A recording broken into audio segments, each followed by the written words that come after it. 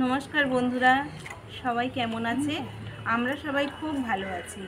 মণ্ডল cooking হাউসের পক্ষ থেকে সবাইয়ের শুভকামনা জানিয়ে আজকে আমি একটা রেসিপি নিয়ে আসছি। এখন বাজারে প্রচুর ফুলকপি, আর ফুলকপি দিয়ে সহজ ঘরোয়া উপকরণে আমি একটা সহজ রেসিপি বানাচ্ছি, ফুলকপি রাইস। কত সহজে এবং কিভাবে আমি এই ফুলকপি রাইস বানাচ্ছি চলুন দেখতে থাকুন। কেটে নেব, চলুন। এখন ফুলকপিগুলো ছোট ছোট করে টুকরো করে কেটে নিতে হবে। আর ফুলকপিটা কেটে কিন্তু অবশ্যই একটু গরম জলে ভাপাবেন, কারণ ফুলকপি প্রচণ্ড রাসায়নিক সার দিয়ে তৈরি করা হয়। আর এটা খুব তাড়াতাড়ি যেহেতু বড় করতে লাগে, তাই রাসায়নিক সারটা বেশি প্রয়োগ হয়। তাই একটুখানি অবশ্যই একটু গরম জলে ভাপিয়ে নেবেন। এখন ফুলকপিগুলো একটু কেটে নিই, তবে টুকরো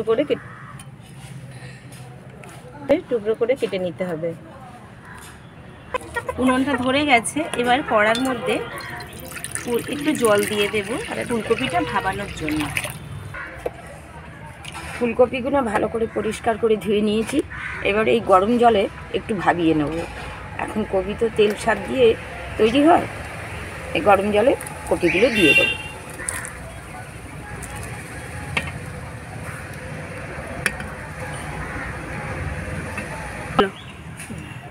এবার আমি ফুলকপিটা ঢাকনাটা খুলে নেব,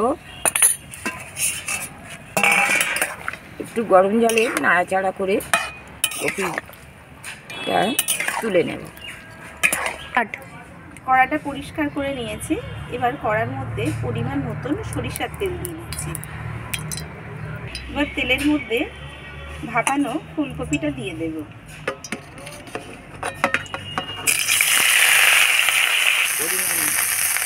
এর মধ্যে পরিমাণ মতন লবণ দিয়ে দিতে হবে।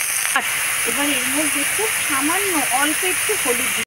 হাফ ভাজা হয়ে গেছে, অল্প একটু তেল দিলাম, এর মধ্যে একটু সরিষার তেল দিয়ে দিলাম, আর এর মধ্যে একটু গোটা জিরে দিয়ে, এর মধ্যে কুচনো পেঁয়াজ দিয়ে দেব, আর কাঁচা লঙ্কা একটা দিয়ে দেব। যেহেতু আমাদের বাড়িতে একটু ঝাল কম খায়, তাই ঝালের পরিমাণটা কম দিলাম, আপনারা আপনাদের পছন্দ অনুযায়ী দেবেন। এবার ফুলকপিটা ভালো করে ভাজা হয়ে গেছে, এবার ফুলকপিটা একটু ফাঁকা করে নেব। কড়াতে একটু মাঝখানটা ফাঁকা করে নিলে ওর মধ্যেই দুটো ডিম ফাটিয়ে দেব। এই রান্নাতে কিন্তু একটু তেলের পরিমাণ বেশিই লাগে, কারণ ফুলকপিগুলো একটু তেল দিয়ে ভাজলে তবেই কিন্তু টেস্ট হয় বেশি। এবার এর মধ্যে ডিম দিয়ে দিলাম, দুটো ডিম দেব।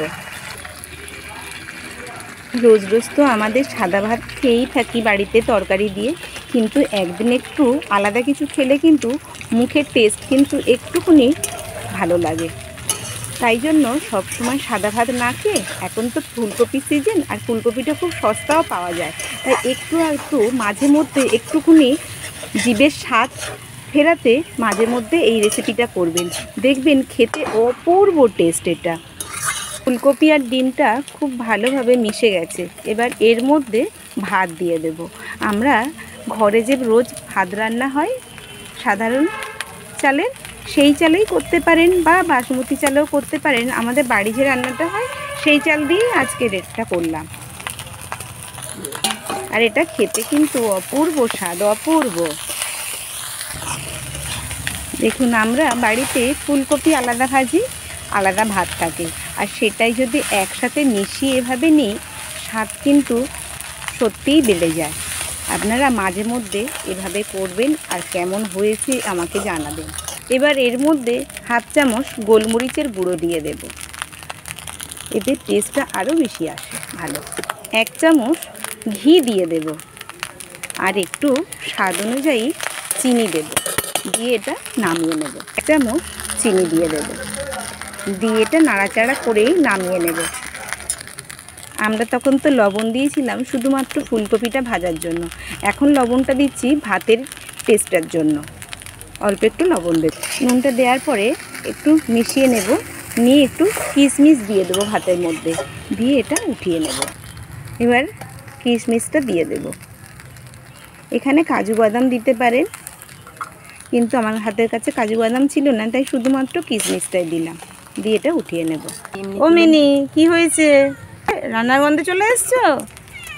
আচ্ছা, তাহলে বন্ধুরা দেখলেন কত সহজে এবং কিভাবে ঘরোয়া উপকরণে ফুলকপি রাইসটা বানালাম। আপনারা মাঝে মধ্যেই এই শীত থাকতে আর ফুলকপি থাকতে থাকতেই এটা বানিয়ে বাড়িতে অবশ্যই খাবেন।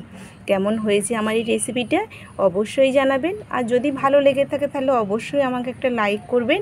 আর চ্যানেলটি নতুন কেউ দেখে থাকলে ইউটিউব থেকে দেখলে আমাকে সাবস্ক্রাইব করবেন, আর ফেসবুক থেকে দেখলেন আমাকে ফলো করবেন। সবাই ভালো থাকবেন, সুস্থ থাকবেন, সবাইকে ভালো রাখবেন। পরের দিন নতুন কোনো রেসিপি নিয়ে আসবো।